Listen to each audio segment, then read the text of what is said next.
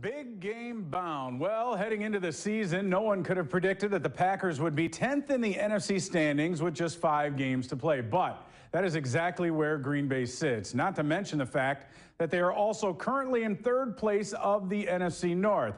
And that's pretty difficult to fathom when you consider the fact that Aaron Rodgers has 20 touchdowns and just 1 interception this season. But his completion percentage is down, and of course, national commentators have gone out of their way to point it out. It might be his style of play that is affecting Green Bay's overall chances.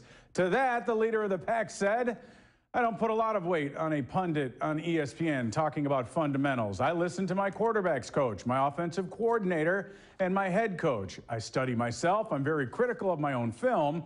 I'm not playing any differently fundamental-wise, and you can't have it both ways. You can't love it when it's a certain way and then critique it when it's the other way."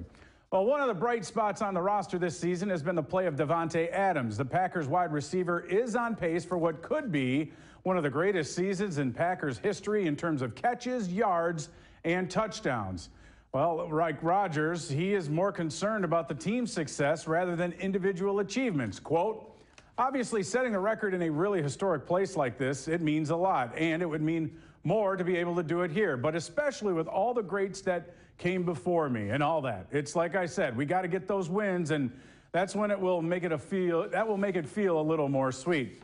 Right now, nothing would be better than the team to get on track over the final 5 games of the year, and with hopes of getting at least a wild card spot. But as you can see by the way the NFC is shaping up, the Packers have to leapfrog at least 4 teams to get into that 6th and final spot. And that's with Green Bay winning all of their final 5 games. Mike McCarthy's squad will also need to get some help since 3 of the 5 teams ahead of them already have a head-to-head tiebreaker versus the Pack. So will Green Bay be big game bound? We'll know more on Sunday when they take on the Cardinals at Lambeau Field.